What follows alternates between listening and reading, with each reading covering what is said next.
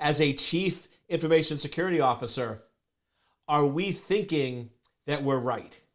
We're thinking that it's our bag of cookies. We're thinking that we are doing nothing wrong. Yet if you actually stepped back and looked at the facts, you would realize that while you're getting mad at other people because you think they're the cookie thief, you're in reality the cookie thief. Welcome to Life of a CISO. I'm Dr. Eric Cole, your host, and we'll be taking you on a journey each week on what it takes to be a CISO and what are solutions that you can implement today if you are currently a Chief Information Security Officer or if you want to be one in the future. This is Life of a CISO.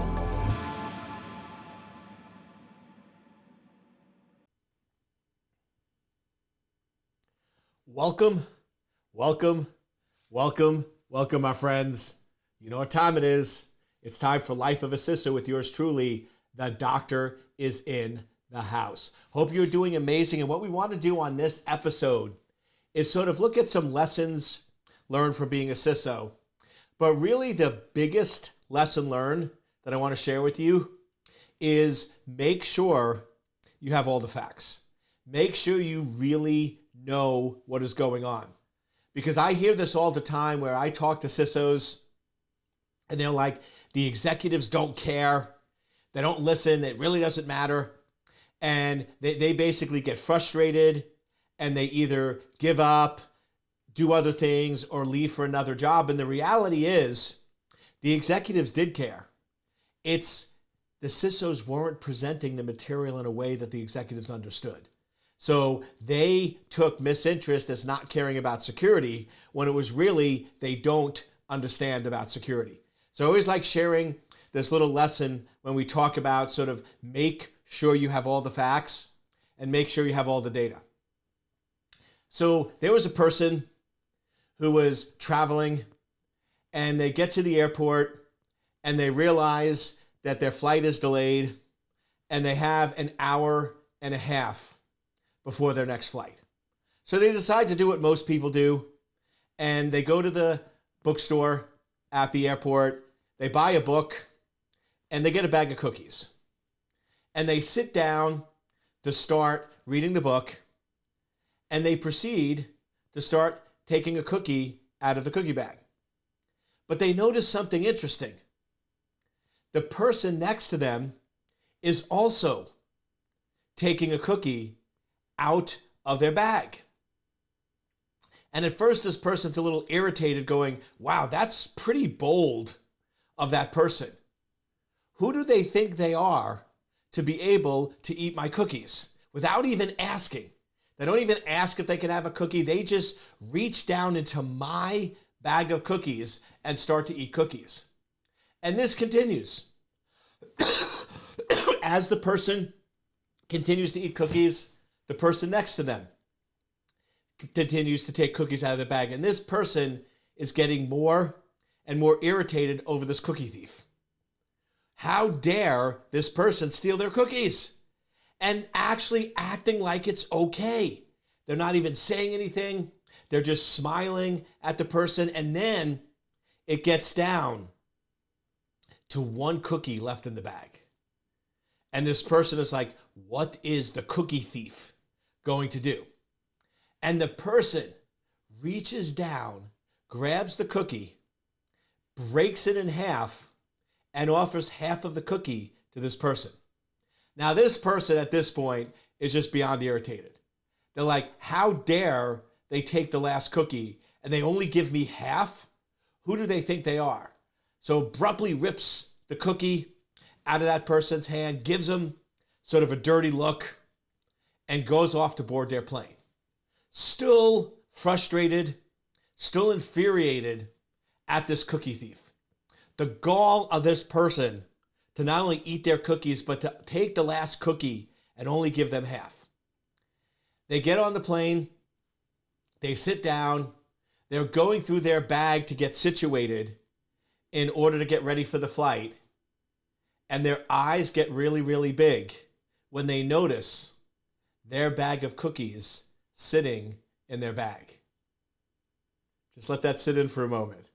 All right? They basically thought it was their cookies, and it was really the other person's cookies. Now, in hindsight, that other person was the one being generous. That person was the one who was the cookie thief.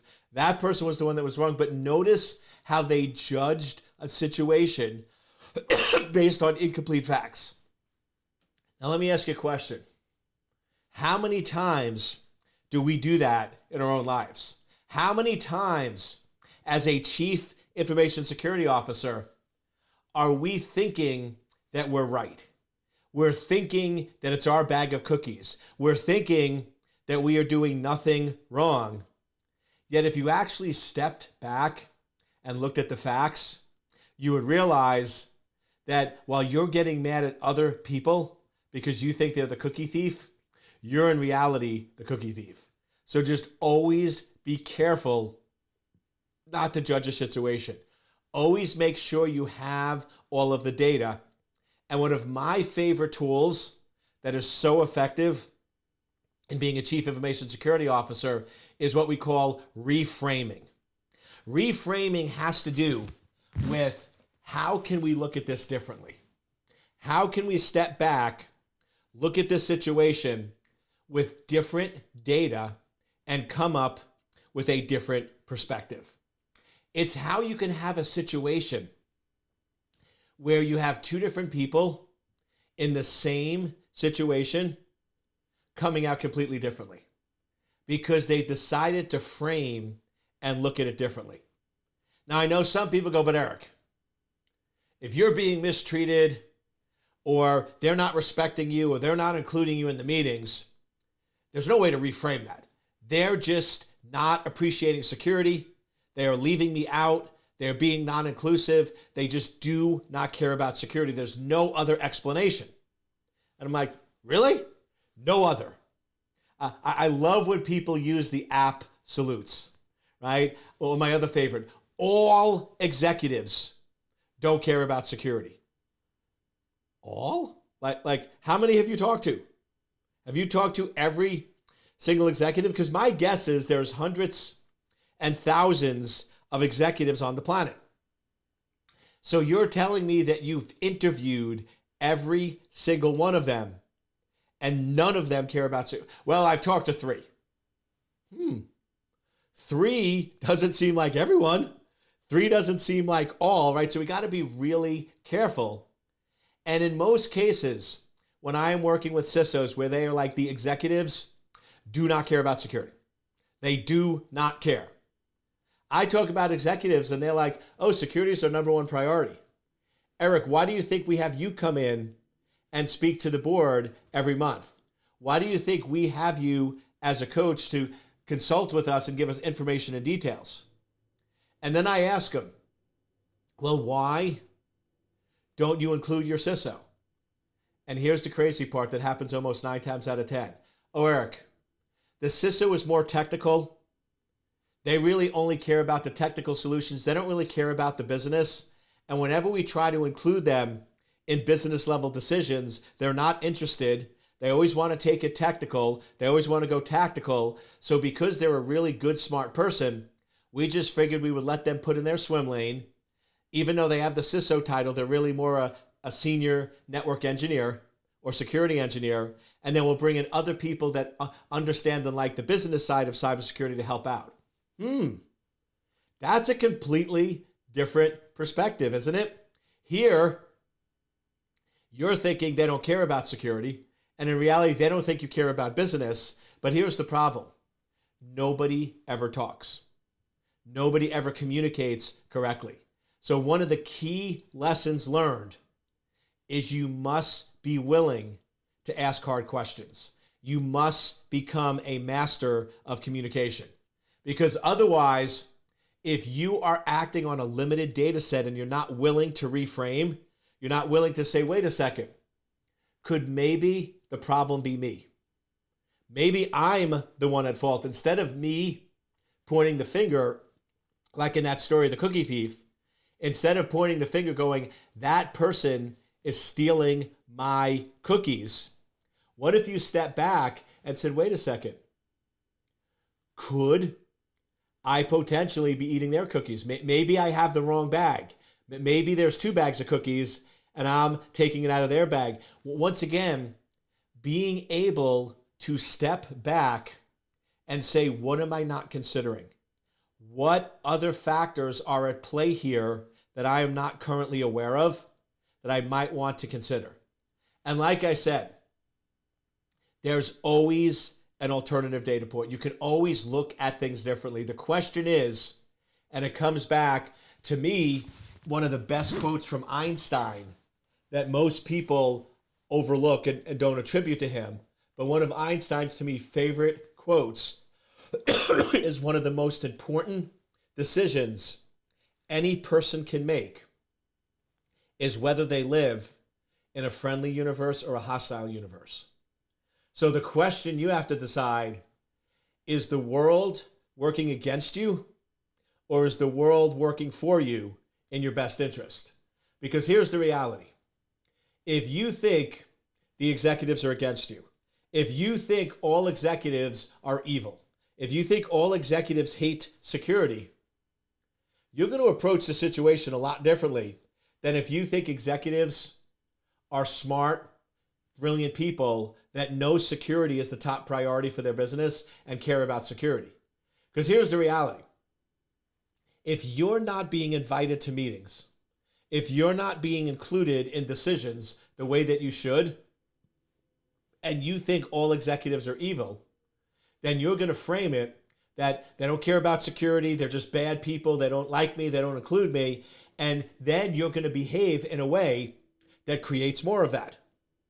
On the other hand, if you sit there and say executives are good, smart people that care about security, yet they're not inviting me to meetings? That's a little weird. They're not asking for my advice? That's a little strange. Wait a second. If here's these smart people and they really care about security, yet they're not inviting me to meetings, maybe I'm not communicating the way that I should. Maybe I'm not providing the data that I need. And now you're going to approach it completely differently. And just one of the best examples of, do you think we live in a friendly universe or a hostile universe? And one of the best examples of reframing is, there were 2 brothers. When they were young, their mom passed away. Now, their dad tried to do the best he could, but he was struggling with the loss of his wife, and he did not have anyone to turn to. So he ended up drinking, lost his job, ended up stealing to try to provide for the boys, in and out of jail, and just not a good role model. He was not a good dad. He was not a good role model. And he tried the best he could, but it was just too much for him to handle, the processing the loss of his wife. So these 2 boys grew up, and when they were 30, they went and did an interview of these 2 boys. Now, one of the boys was highly successful. He was running his own business, had a family, 3 kids, beautiful house, great life, coached the soccer teams, right? He was just doing great and really, really successful. And they asked him, they said, with a dad like yours, how could you be so successful? And he looked at them and said, with a dad like mine, how could I not be? He goes, I was given the perfect example of what not to do. And there was no possible way, when I saw what that did to me and my brother, that I was going to allow that to happen to me.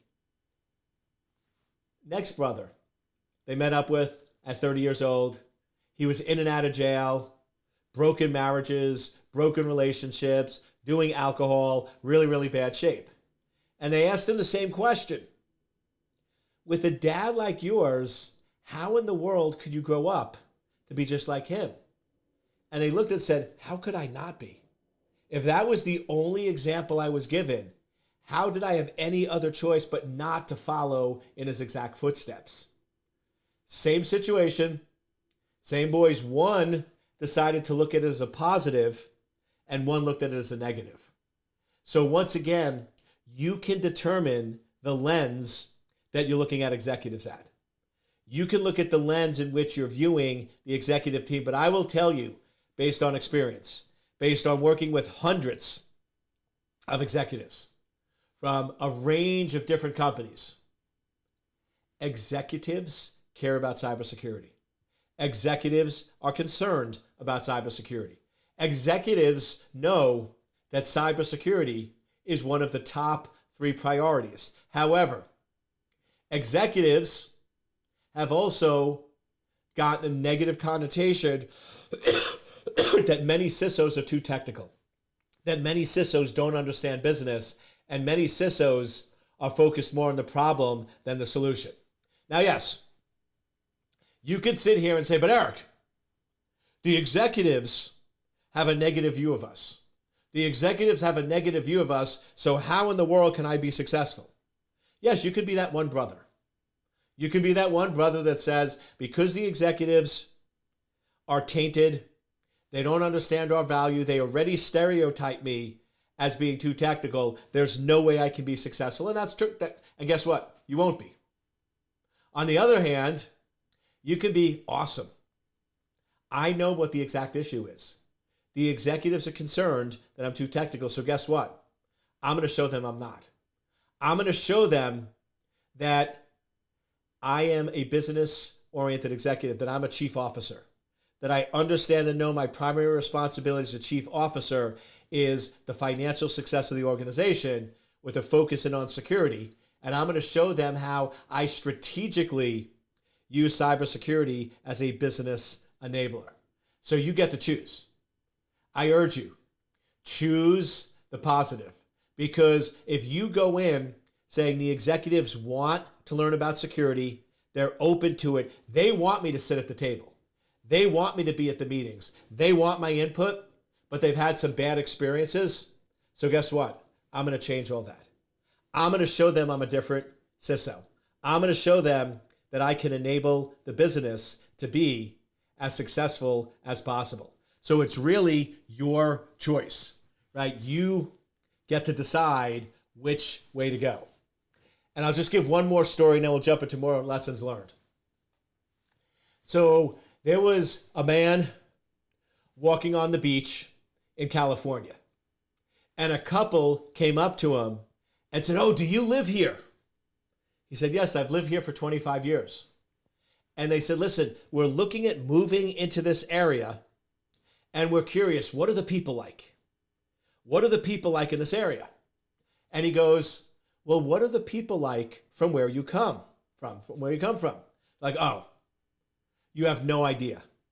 The people, they are evil, they're backstabbers, they talk behind your back, they pretend to like you, but then they start rumors and they start problems and they're just rude and very, very self-centered. That's why we're moving here, because we want a new, fresh start." And he looks at them and says, "Well, I hate to break it to you, but that's pretty much how the people are around here."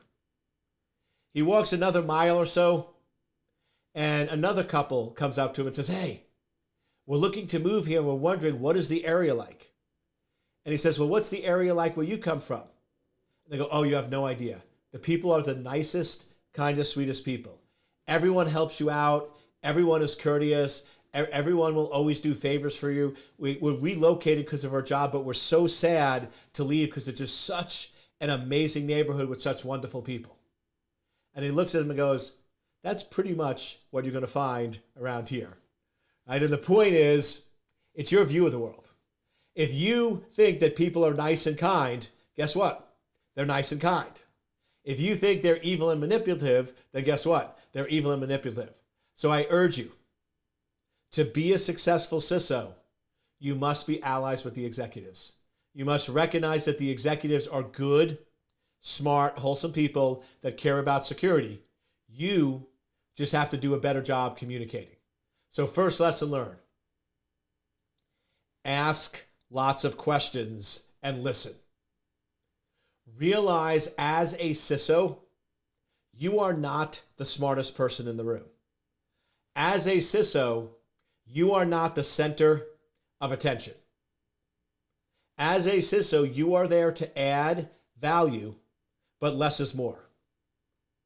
When I sit on boards and I do vCISO services, When we're in a board meeting where there's 10 or 12 people in the meeting, I might only talk for 3 or 4 minutes. I don't talk a whole lot. But people come up to me and even comment on this. They go, Eric, it's amazing because you don't talk that much, but when you do, everybody listens. And the reason is, I make sure that if I'm going to open my mouth, I'm going to add value. I'm not just going to talk. I'm not just going to reiterate what other people say. I'm not just going to take it in a tangent or go off on different things. I'm going to make sure I'm adding a ton of value, and I'm going to make sure every word counts. So be careful, because like I said, a lot of people, especially technical people, when you get nervous, and because a board meeting is a little outside your element, when people get nervous, they tend to do 2 things. Talk more than they should, and talk about what they're comfortable with. So I've seen this where, totally unaware, but we're in a meeting and I'm monitoring the CISO, and they're talking about some topic, and the CISO jumps in and just starts talking about some random technical topic that has nothing to do with what was being talked about, and everybody is just sort of like, what is going on? Like they're like, who is this person and where are they coming from? Because totally unrelated to the conversation. So you need to be very self-aware, and you need to make sure that you're listening more than you speak. And remember my golden rule. I repeat some of this, but it's important. Before you talk, ask 2 to 3 clarifying questions. Make sure you really understand the problem. Make sure you got, hey, I know we're talking about financial loss. I'm just curious. Was that for the last quarter? Was that for the last 6 months? Or was that for the last year? I'm just understanding the time frame in which you're referring to the profit loss.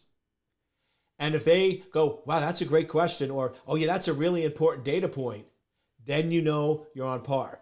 Sometimes at board meetings, all I do is ask questions. I don't actually provide any color commentary. And everyone afterwards goes, Eric, you added so much value.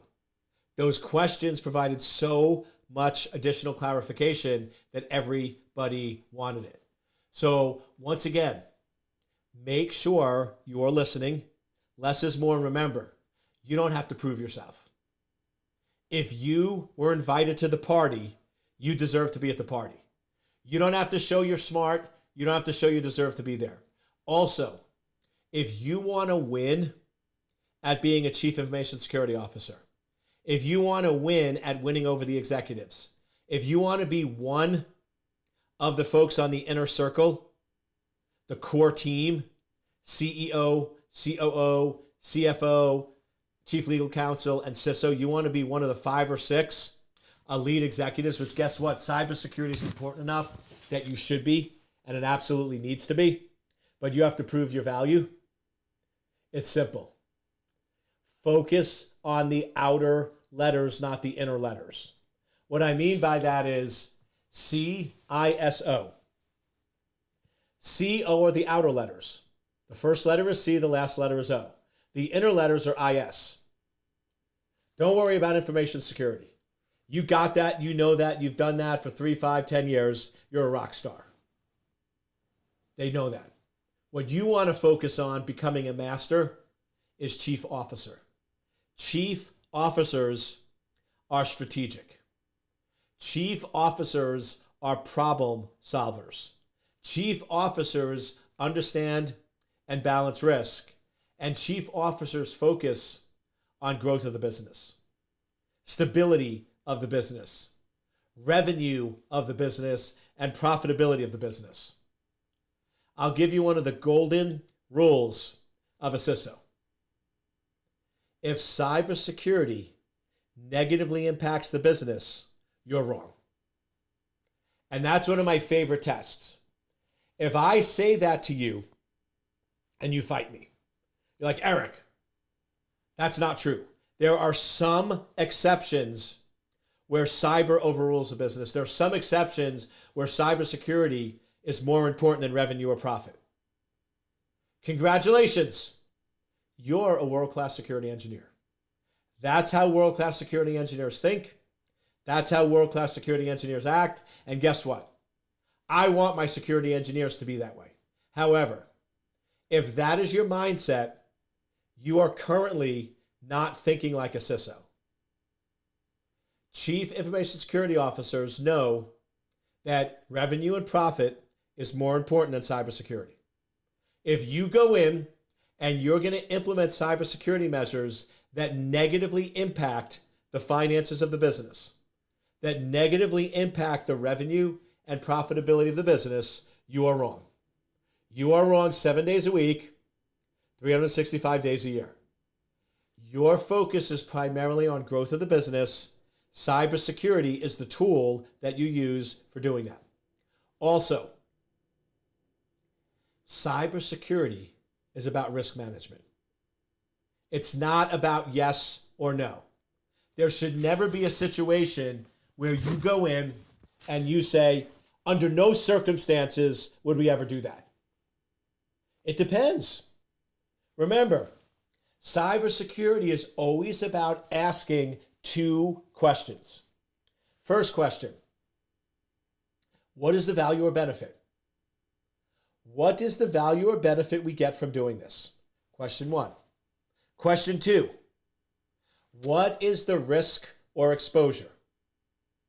And then here's how a CISO operates, here's how a business person operates, here's how any chief officer operates.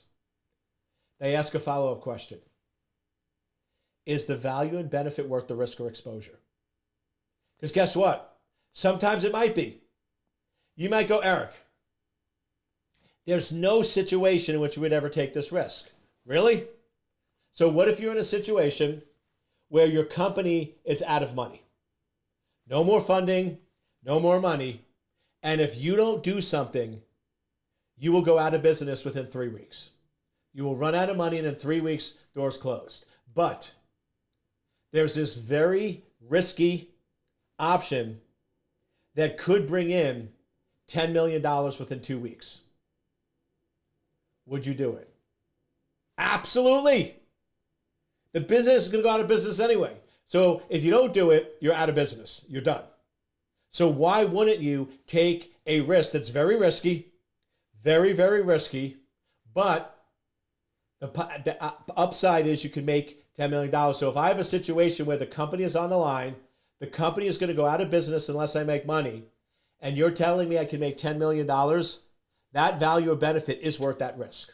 Now, if I'm a successful company and we're very profitable and we're making a lot of money, and there's a situation where I can make 10 million, but it's super risky, it could expose the company, it could cause hundreds of millions of dollars worth of reputational damage, of course I wouldn't do it in that situation. So you need to remember that cybersecurity decisions are based on circumstance. Sometimes you might, sometimes you might not. So you have to be open. You have to realize that it's never binary, yes or no.